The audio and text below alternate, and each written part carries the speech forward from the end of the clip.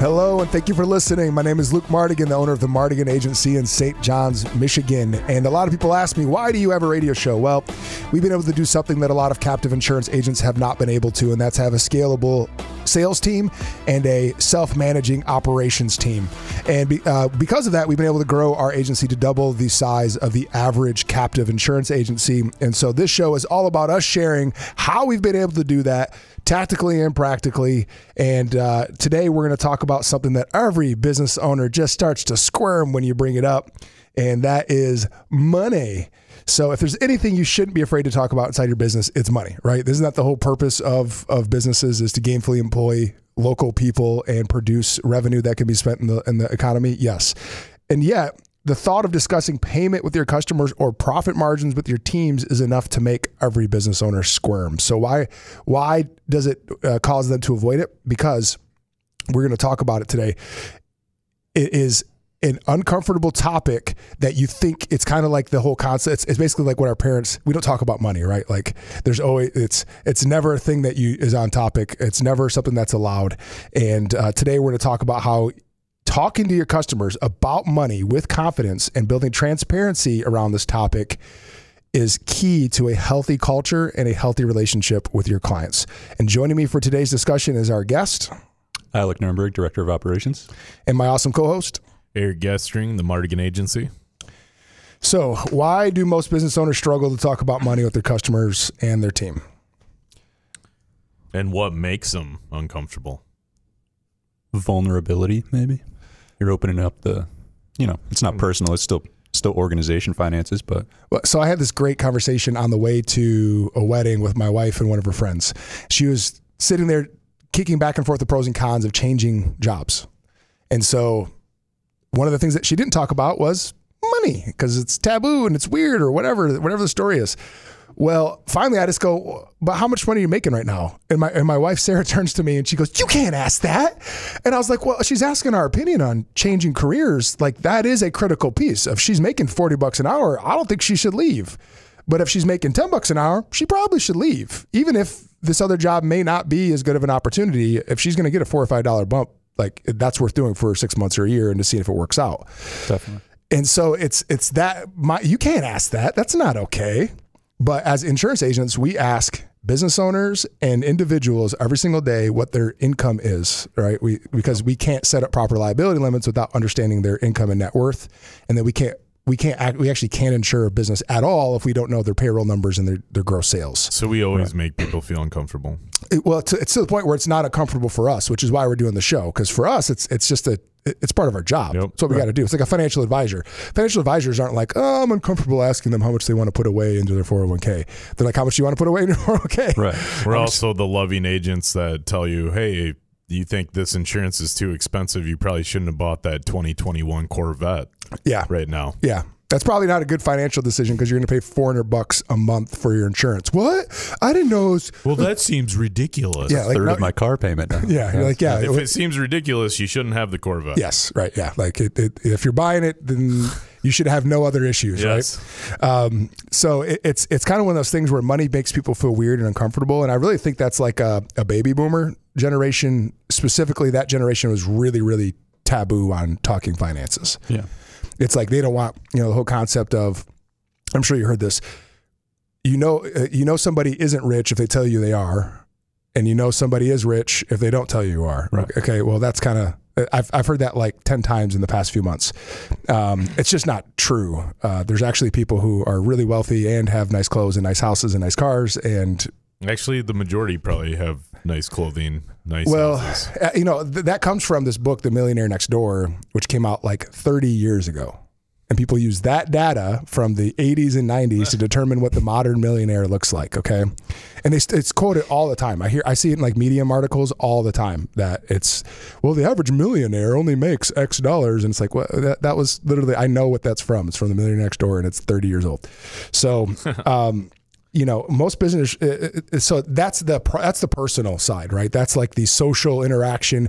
We don't talk about money. We don't want people to know how good we're doing because they might try to take advantage of us, right? Versus just drawing boundaries so that people aren't able to take advantage of you, because that's what healthy relationships are, right?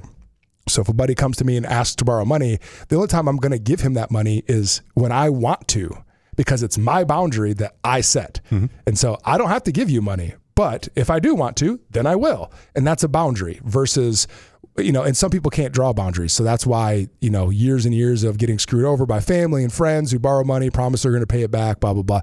The best advice I ever got on that topic was from Andy Hogan. He was my FTO at the Lansing Police Department. And he told me, if you ever give money to a relative, assume it's a gift and make it known that it is a gift to them, that they don't have to pay it back ever. And then you have a healthy expectation of where that's going to go, that they're just not going to pay you back. And if they do, it just means that much more. You build that much trust, and now you're even more willing to give them money the next time because they actually did what they said they do. So I think that's great advice. Mark Graham actually just echoed that a couple weeks ago on a ruck. And he's only had, out of all the people he's given money to, he's only had one person pay him back in that time. And that was a pretty substantial amount of money. So I guess I kind of got it, but it was a friend. And he said, I'll trust him forever now because he paid me back this substantial sum of money. So that's the personal side. Business owners hate talking about how much they make because they don't want their team to know how much they're screwing the team. Typically. Yeah. Is that a fair conversation? Yeah, I mean, it goes back to... Too harsh? No. Someone's listening going, I can make my own profit. Yeah, you can. No, that's not the issue. The issue is whether you're being fair and equitable with your team. Yeah, corporate world, I truly believe this is an idea that came from, just the booming of our economy and corporations, learning the psychology behind the way they should function and leadership traits and all of that. But the whole idea of you don't discuss with your colleagues how much you make and how much they make, that was created by corporations because it's not good for them. Right. It's not good for the corporation. Exactly.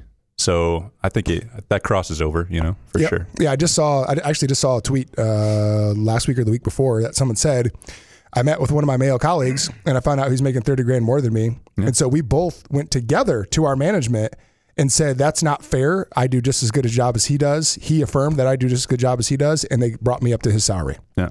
And they said that is the power of talking about your salary with your colleagues. Right. Don't hide it. Yeah.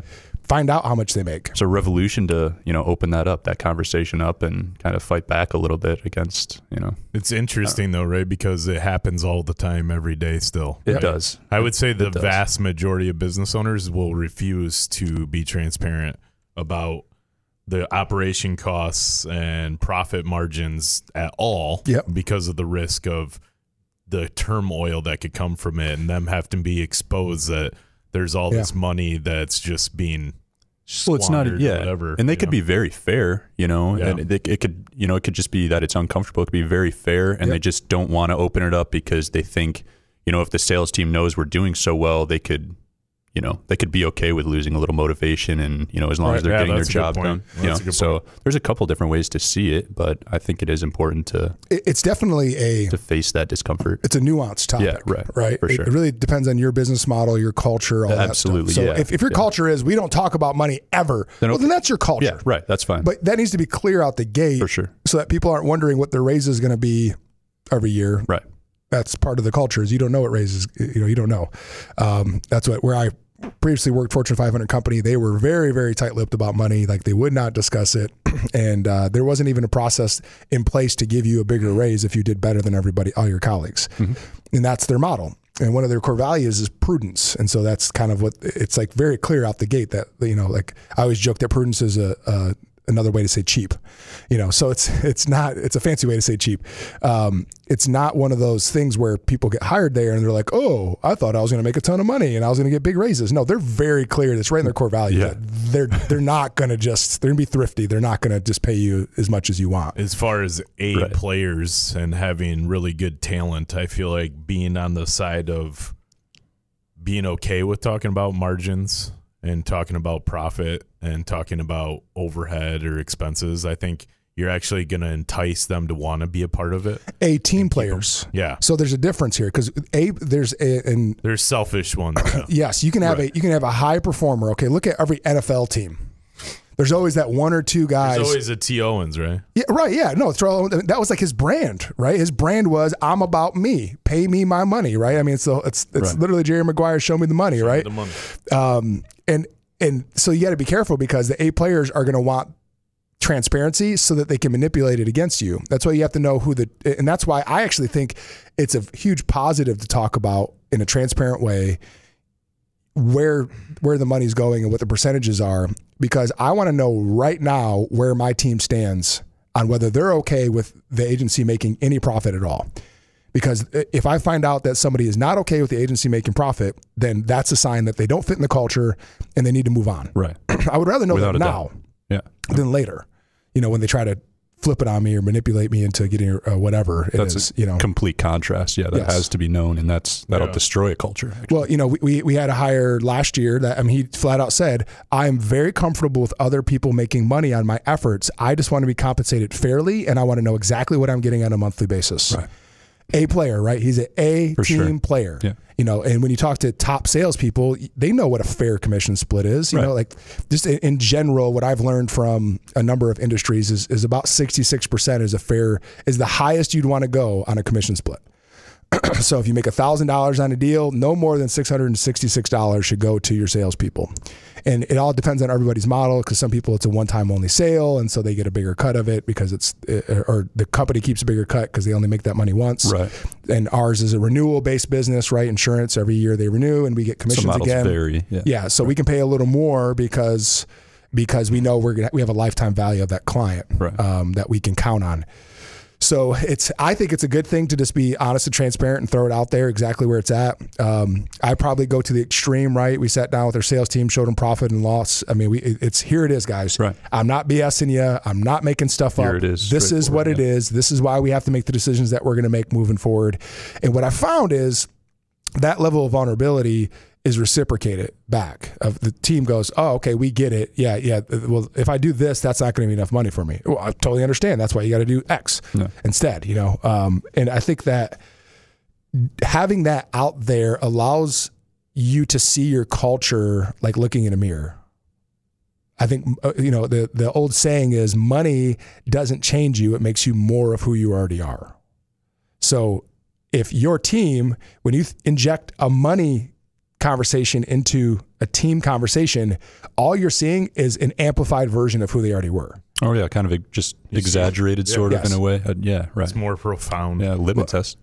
That's why people get married, never talk about finances, and then have financial issues 5-10 years into it, and they get divorced. Right. Well, you never talked about it. You didn't even know where they stood on that. Important conversation. Yeah. I have a question.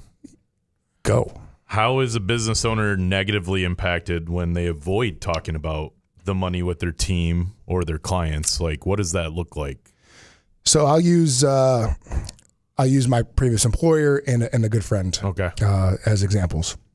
Previous employer, what that caused is people left because they want it. If you were a performer, a high performer out the gate. Okay. So I'll use my example, scratch my own back here. I'll use myself as an example. Entire team saves the company $3.2 million. I saved the company 1.8 of that 3.2. So I was responsible for over half of the entire team's production. So I roll into my annual review expecting some compensation for that. I didn't expect to get rich. I didn't want $1 million for it. But something. They give me a $3,300 raise and said, "Luke, this is the biggest raise that we have available to us. There isn't even a process in place for us to ask for more money. So thank you for your effort. But it is what it is." So what do you guys think I did? Left. Not right away, which is more dangerous. I mean, think about it. What do you guys think? Do you guys think it's more dangerous for somebody to be disgruntled and stay, or be disgruntled and leave?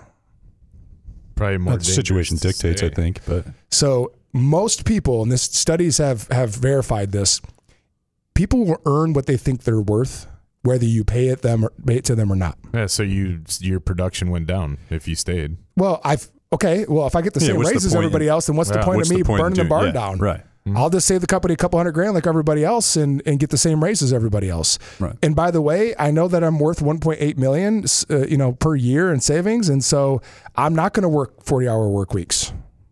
I'll be available for 40 hours a week, but I'm going to work about 20 because I'm giving myself a raise. This is real life. And so Alec, your salary and your position, that was like the deal out the gate. Yeah. Because I just told you, like, I don't care if you work 10 hours or 50 hours, just get the work done. Right. because I'm not going to sit here and pigeonhole you and force you to because then you start costing yourself money in other ways. You end up filling time. Well, filling time, it looks like unproductivity, right? Absolutely. At the end of the day. For sure. So, man, time is up already. Time flies when you're having fun. So if you have questions about money and how you should talk about it in your agency, feel free to reach out to me. It's around Facebook and Instagram as Be Insured. And you can just look us right up on Facebook, Be Insured. You'll see my ugly mug on the cover photo. Shoot me a message, and I would love to have a conversation with you about what it would look like to ingrain money conversations not only into your culture, but into your sales systems. So thank you so much for listening to today's conversation, and we'll see you next time on Be Insured.